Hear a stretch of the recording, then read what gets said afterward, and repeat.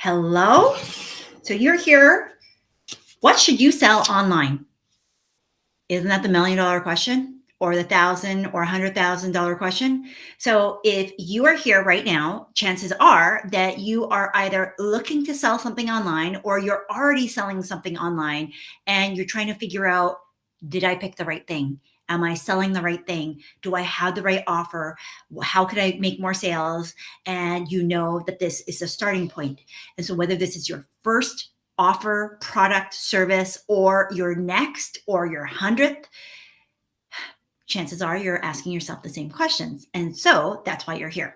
If you're brand new to me, my name is Susan McVeigh, and I'm a business sales strategist helping entrepreneurs just like you sell with more ease without the sleaze so that you can make more impact, more income while living your life of freedom and flexibility. So, what should you sell online? Well, it depends. Now, I know that that is not a very sexy offer or not a very sexy answer because chances are you came on here thinking she's just going to tell me what to sell. She's going to tell me what are the best selling offers. And that might be the subject for another video coming up. But right here, what I wanted to encourage you with is it actually almost doesn't matter what you pick. The most critical things, and there's three things that I want you to ask yourself as we go through this video, and you're going to want to stick around to the last one because that might be surprising to you. Number one, I want you to ask yourself, what is it that you would be excited to sell in the first place? Now, here's the thing. You don't have to sell something that you create. It often is easier to sell something for someone else. How do I know? Because I've done it. My clients have done it. Hello, Janie. And there's sometimes less pressure or less intensity with your emotions and your attachment or your feelings, your even overthinking when it actually is not the thing that you have created. Okay. That being said, you can do both. And that's why the answer to the question, what should I sell online? First, the shoulds, right? Don't should yourself. But I know it's that is going to be something that comes through your mind because it's come through mine.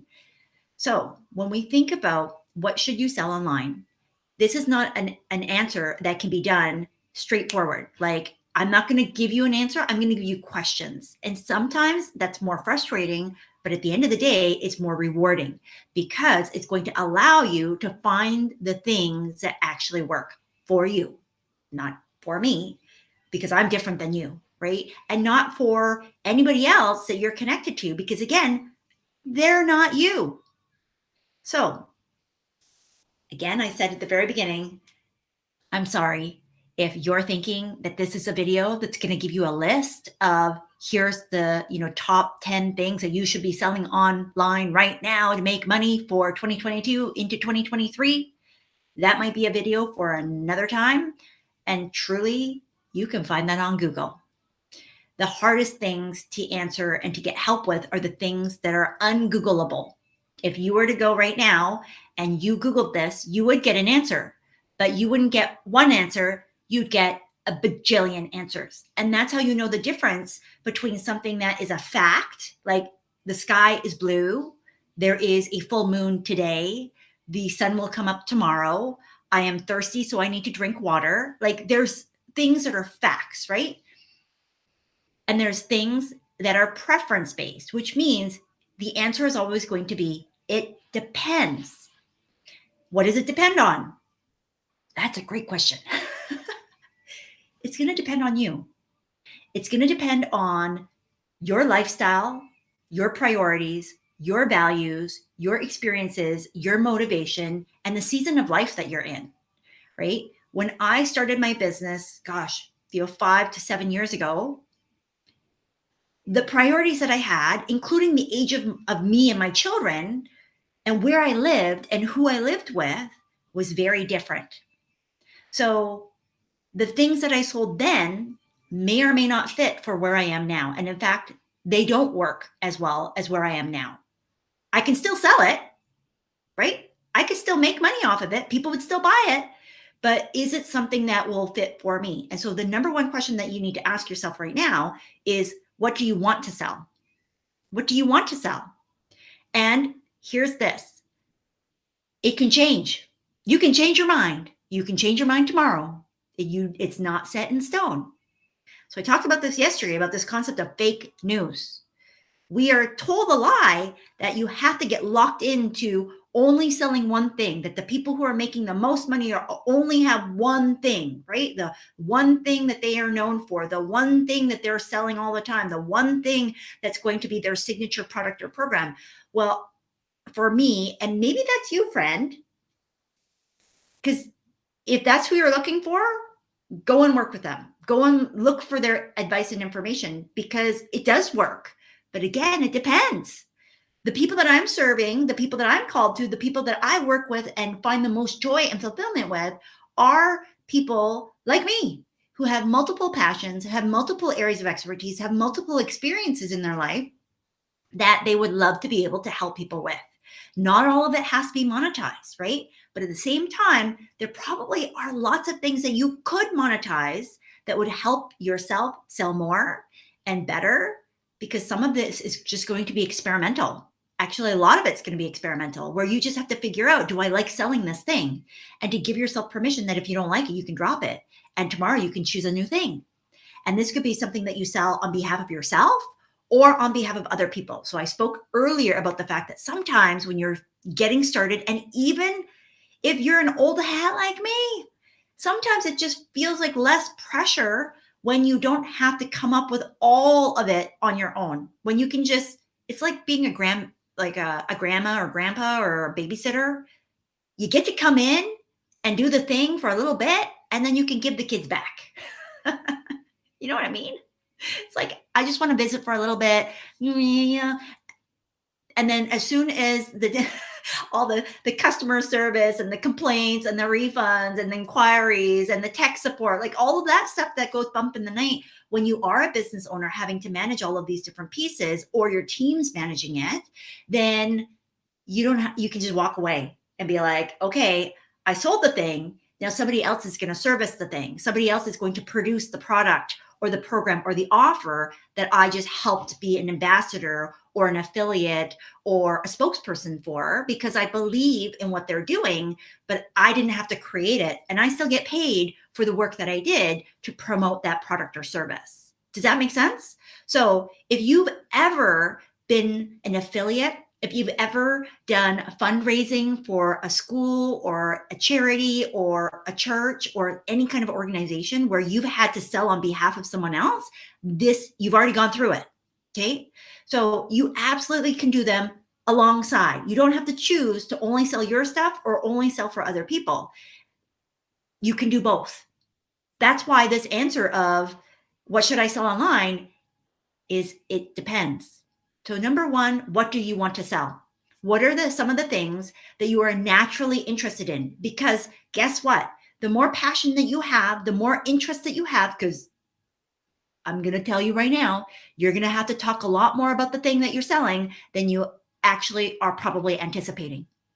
Because the average buyer needs to see an offer upwards of 7 to 16 times. I'm going to say that again. The average buyer needs to hear about an offer 7 to 16 times. And that means that if you don't like the thing that you're selling, for whatever that moment in time is, because it doesn't have to be like I'm stuck to this forever and ever and a day. But if I don't like water, which I do, and as a result, I was trying to sell you this, which I'm not. But if I didn't like water, this would be a hard sell, not just for you, but for me. And the first person that you need to sell in any interaction is yourself. Because if you don't believe in the product, you're not going to sell it. Because guess what's going to happen? That little monkey brain is going to go, what if this doesn't work? What if they don't like it? I don't even think it does anything. It's doubt and fear, uncertainty that's going to creep up. So even if you're working off of a script, I mean, I sell them. And if you believe in your product or service that you're selling, you will get gangbuster results. I've had clients that get upwards of 100% conversion using my formulas. But if they didn't believe in themselves first, if they didn't believe in what they do or what they're selling, that formula doesn't matter. That's why you may have tried to sell other things before and it didn't work. Does this make sense? Because if any part of you, and it could be as small as 1%, because it's like a bucket of water and you put a drop of ink, guess what's, can you drink that water now? Yeah, I wouldn't recommend it. You might if you were desperate, right? And we can all feel that. That's that dreaded commission breath. That's that dreaded sense of, why are you working so hard? There's a difference between being passionate about something and trying to push something on somebody, trying to persuade them. I hate that word because for me, it's just a fancy way of saying I'm trying to manipulate you. Now, no shade to people who are, doing persuasion or NLP or any of that stuff. I can smell it a mile away, largely because most of the time, the reason why people are learning some of those techniques and behaviors is because they're trying to hide the fact that they actually don't have genuine passion and care or compassion and kindness for the process that they're trying to be doing with you, right? They're literally trying to take water from a stone. That's hard work. It's hard work. It's a miracle, right? It literally is a miracle. And so by the grace of God, does it happen? Sure, it does. But does it happen every day? No, it doesn't. But what happens every day is kind people doing right by other kind people and showing them ways to improve their lives because they know that there's a better way. That's what you do when you find products to sell online. That's what you do when you have something that you could serve people with. Make sense? So, this question of what should I sell online? Now I'm trying something new. So you'll see, depending on where it is written in this video, above or below, that if you want my cheat sheet, I want you to comment cheat sheet. Okay. And I will give you some ideas of different things that you could sell online because I can't answer that for you, right? I can't answer that for you. But if nobody requests a cheat sheet, I'm not going to create it because I haven't created it yet. But I thought, hey, this would be fun for me to do because I love, thinking about ideas. I've already created so many different types of products and services, and I could literally give you, if you were to think for yourself, I'm guaranteeing that you could come up with at least 10 different ideas. The only reason why you're not doing it is because you're afraid, right? And oftentimes it's because we didn't answer question number one, which is the most important. And that's, what do I want to sell? What do I feel passionate about? On the flip side to that, what don't you want to sell? Because oftentimes what we end up selling is the actual thing that we don't want to sell. What do I mean? We think that it's easier to sell something that is designed a certain way. So I'll give you an example.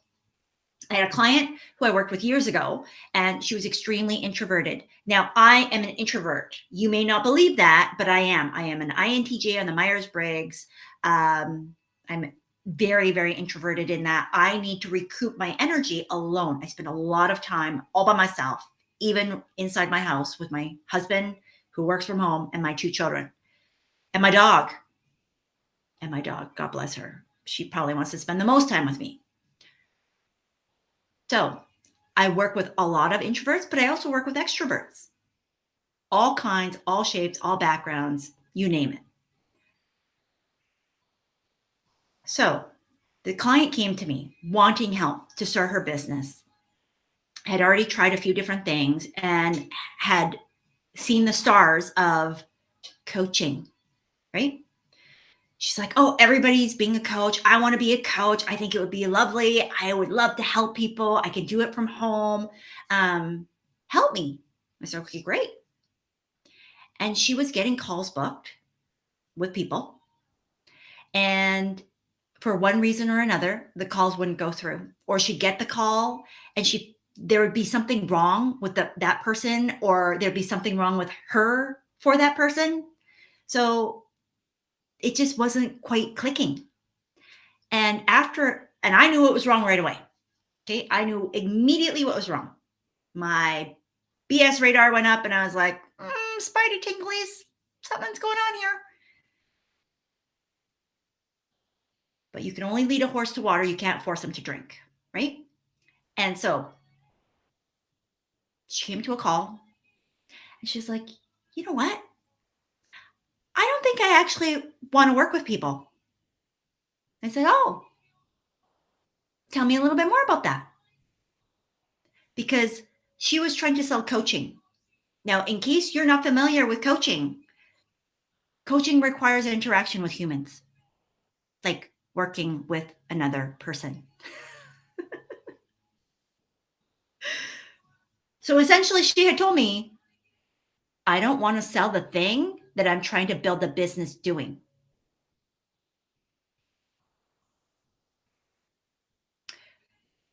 So, can you guess why she wasn't selling? She didn't want to sell that thing. She didn't want to work with people.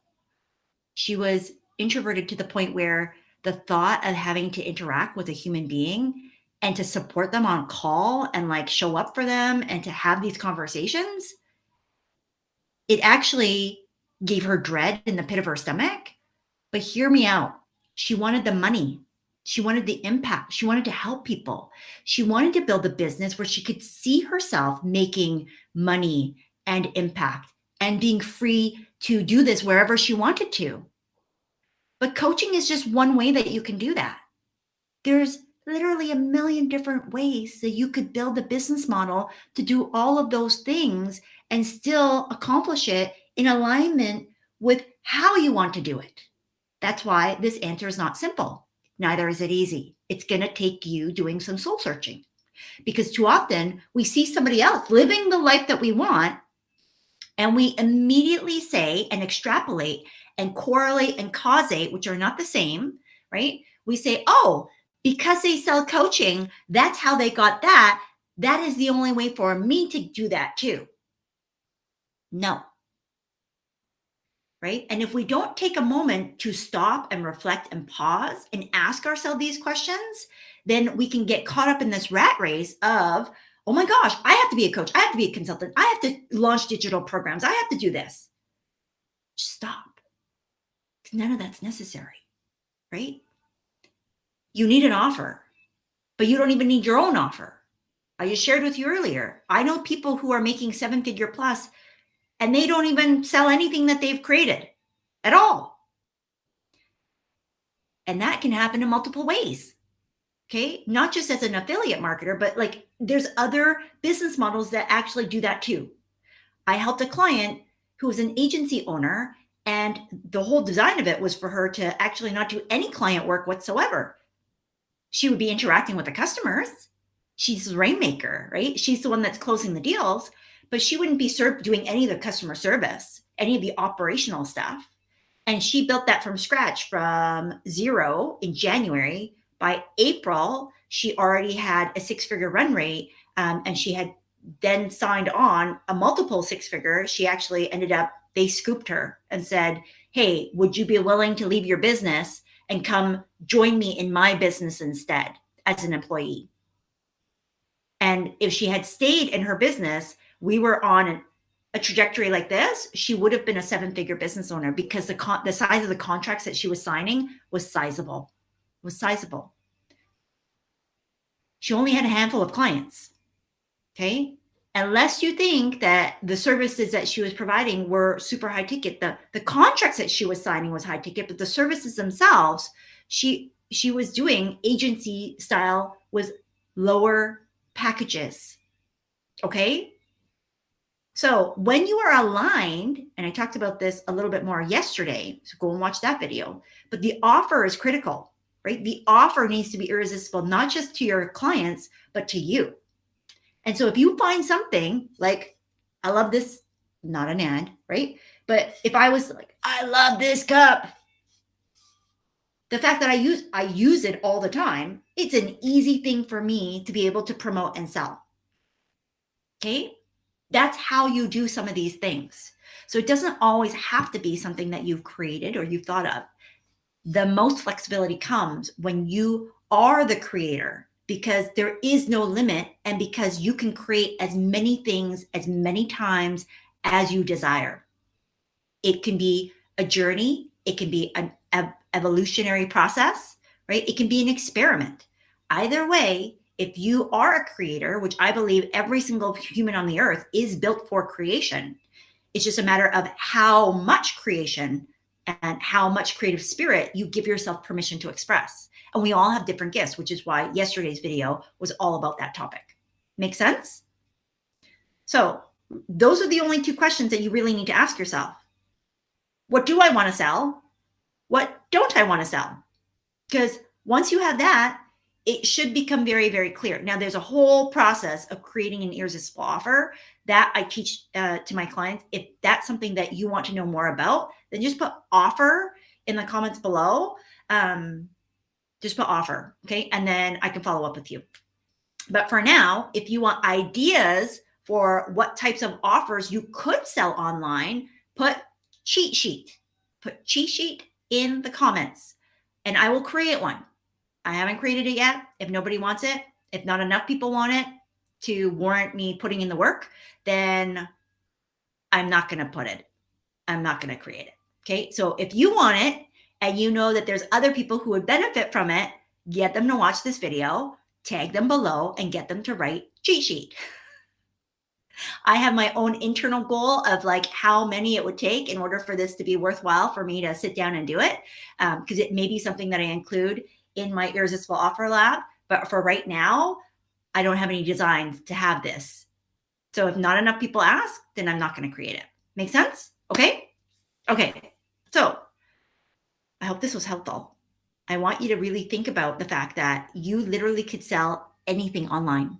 There are people who are selling boxes of recycled stuff, essentially garbage, that you can go and purchase so that you can unbox a surprise box. There are people selling all kinds of stuff. There are people who are teaching you how to do handstands. I keep getting these ads on YouTube. Don't at me. I keep getting ads on YouTube where it's like how to be contortionist. I mean, the sky's the limit, really. So if you're stuck and you're overthinking, go and watch yesterday's video. It will help you. It's a doozy, so be prepared, but it is jam-packed and I think extremely valuable. If you watched yesterday, you know, let people know in the comments as you watch this, either live or on the replay. So I hope this is helpful. We will come back on tomorrow. We've put our financial stuff on hiatus because I might have to set up a separate channel because I've noticed that most of the stuff that I talk about on this channel, on this profile, is related to business and sales. And so as a result, YouTube, Facebook helps me and helps you see this, but because it sends you the notifications. And when I start talking about more financial matters, even though it's very important because I want you to keep money, not just make money, it doesn't help us. It doesn't let you even know sometimes that I'm going live. And so here we are. Okay, here we are. We're not going to climb an uphill battle without at least the right equipment. So we're putting on the right equipment to do battle in this season because we got to come at it in a little bit of a different way. It's same kind of ideas, but very much a different flavor, very much a different viewpoint than what I've done before. And so it is essentially all brand new content. So with that, you're going to want to stay tuned. Be sure to hit the like, subscribe, do the bell thingy, and make sure that you comment below with whatever you need to as part of your homework. So to recap, 2 questions that you need to ask yourself, because the answer to this question that this video is all about, what should I sell online, is it depends. And I can't give you the answer, but I can certainly help you with some tools and some questions. Number 1, what do you want to sell online? What is it that you are passionate about, that you're curious about, that you could talk about all day long, every day, and not get bored? And number two, what don't you want to talk about? Because I guarantee you that there are things that the minute it comes into conversation, you're like, oh my gosh, again. Don't create stuff just because you want the outcome. There is a million ways to get the desired outcome and the result that you want, the life that you dream, without having to follow somebody else's path that may not be aligned to you. And let's not fall into that trap simply because you haven't thought these pieces through. Make sense? Okay. So you're going to comment below, cheat sheet, if you want ideas for things that you could put online and sell. And if you want more help or information about how I can help you with your offer, put offer, and I will follow up with you, maybe have conversations in order to figure out where you're at and how I can best support you. So with that, we will see you again tomorrow. Thanks so much.